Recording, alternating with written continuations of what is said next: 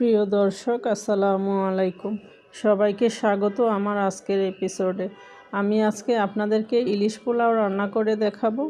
আপনারা কম বেশি সবাই হয়তোবা জানেন যে ইলিশ পোলাওটা কিভাবে রান্না করতে হয়। আমি আজকে আপনাদেরকে খুব সিম্পলভাবে এবং সহজভাবে তৈরি করে দেখাবো। আশা করি রেসিপিটি আপনাদের কাছে ভালো লাগবে। এখানে আমি 7 টুকরা ইলিশ মাছ নিয়েছি।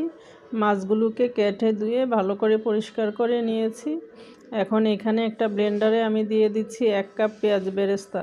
তার সাথে দিচ্ছি 2 টেবিল চামচ মিষ্টি দই।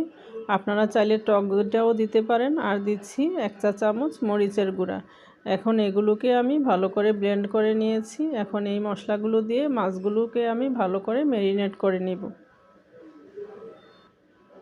এখানে আমি আরও দিয়ে দিচ্ছি 2 টেবিল চামচ সরিষার তেল। আপনারা তেলটা দেওয়ার চেষ্টা করবেন, সরিষা তেলটা দিলে ফ্লেভারটা অনেক ভালো আসে। এখন সব কিছুকে আমি ভালো করে ম্যারিনেট করে নিচ্ছি। ম্যারিনেট করে মাছগুলোকে রেখে দিব এভাবে আধা ঘন্টার জন্য।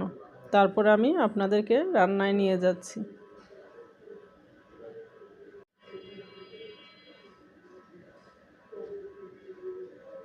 এইখানে একটা পাতিলে আমি দিয়ে দিচ্ছি 3 টেবিল চামচের মতো সয়াবিন তেল।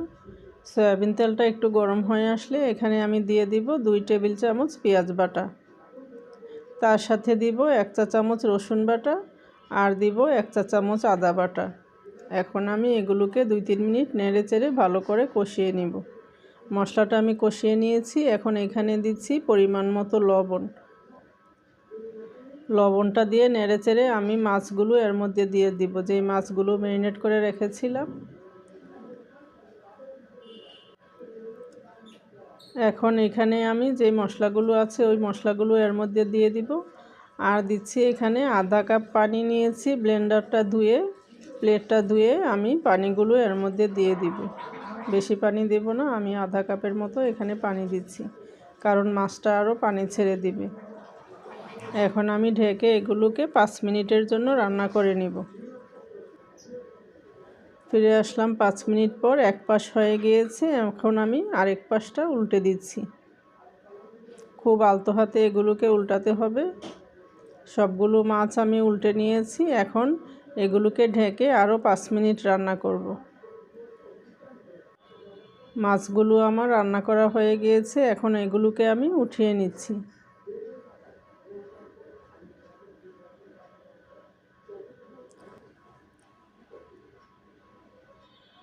সবগুলো মাছ আমি উঠিয়ে নিয়েছি। এখন মশলাগুলোকে 2-3 মিনিট নেড়ে চেড়ে একটু কষিয়ে নিব। এখন এখানে আমি দিয়ে দিচ্ছি 4 কাপ চিনি গুঁড়া পোলার চাল। পোলাও চালটা দিয়ে আমি 3-4 মিনিট এগুলোকে নেড়ে চেড়ে ভালো করে একটু ভেজে নিব।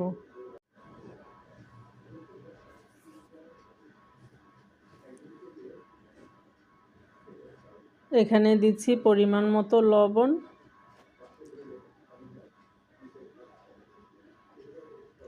চালগুলো আমি ভালো করে কষিয়ে নিয়েছি। এখন এর মধ্যে দিয়ে দিচ্ছি 7 কাপ পরিমাণ পানি। 4 কাপ পোলাও চালের জন্য আমি এখানে 7 কাপ পানি দিয়েছি। আপনারা যদি বাসমতি রাইসটা দিয়ে রান্নাটা করেন তাহলে 4 কাপ চালের জন্য 8 কাপ পানি দিবেন। এখানে আমি দিচ্ছি 4টা কাঁচামরিচ।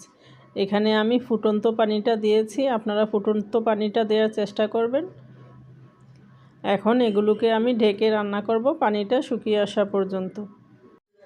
পানিটা অনেকখানি টেনে এসেছে। এখন আমি উপর দিকে নিচের চালগুলো একটু উঠিয়ে দিব, কারণ উপরের চালগুলো কিছুটা শক্ত থেকে যায়। নিচে থেকে এভাবে রাইসটা যদি উপরে উঠিয়ে দিই তাহলে উপরের চালটাও ভালোভাবে সিদ্ধ হয়ে যাবে।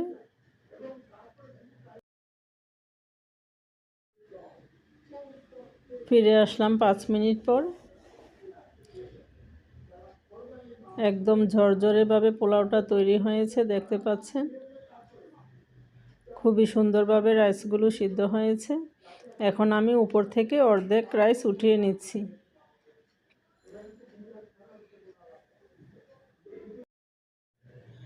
এখন আমি এখানে মাছগুলো দিয়ে দিব। আপনারা হয়তো খেয়াল করেছেন এই রান্নায় আমি কোনো গরম মশলা ব্যবহার করিনি। ইলিশ পোলাওতে আমার কাছে গরম মশলার ফ্লেভারটা ভালো লাগে না, শুধু ইলিশের ফ্লেভারটাই ভালো লাগে। আপনারা চাইলে এখানে মশলাটা কষানোর সময় কিছু গরম মশলা দিয়ে দিতে পারেন। এখন আমি উপর থেকে যেই পোলাওগুলি উঠিয়ে রেখেছিলাম ওগুলো দিয়ে ভালো করে ঢেকে দেব।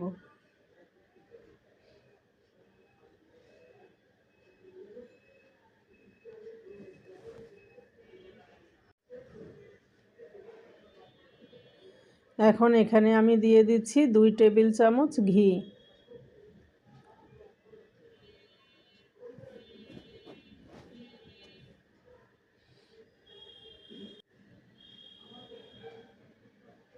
এখন আমি ঢেকে দমে রেখে দিব 10 মিনিটের জন্য।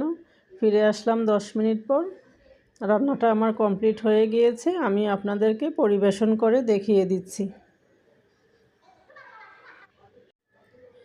আমি খুব সিম্পলভাবে রান্নাটা করার চেষ্টা করেছি। এই বৃষ্টির দিনে এভাবে যদি আপনারা ইলিশ পোলাওটা বাসায় রান্না করেন তাহলে আমার মনে হয় ছোট থেকে বড় সবাই খুব পছন্দ করবে। আশা করি রেসিপিটি আপনাদের ভালো লেগেছে। সবাই ভালো থাকবেন। আল্লাহ হাফেজ।